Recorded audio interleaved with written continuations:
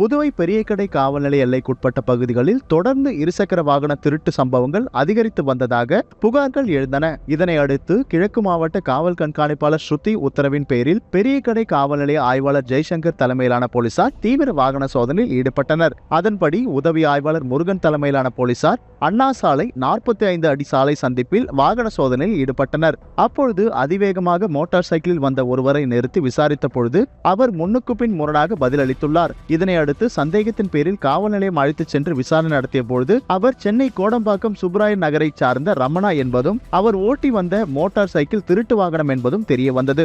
மேலும் நடத்தப்பட்ட விசாரணையில் ஸ்பிளெண்டர் வகை மோட்டார் சைக்கிள்களையே குறிவைத்து பல்வேறு இடங்களில் திருடியதும் அம்பலமானது. இதனை அடுத்து அவரது தகவலின் பேரில் 10 திருட்டு ஸ்பிளெண்டர் மோட்டார் சைக்கிள்களை போலீசார் பறிமுதல் செய்தனர். ஒரே நிறுவனத்தின் ஸ்பிளெண்டர் பைக்குகளை மட்டுமே குறிவைத்து தொடர் திருட்டில் ஈடுபட்ட ஆசாமியை துல்லியமான வாகன சோதனையின் மூலம் கைது செய்து 9 திருட்டு வாகனங்களை மீட்ட பெரியகடை போலீசாரின் நடவடிக்கை பொதுமக்களிடையே பாராட்டை பெற்றுள்ளது.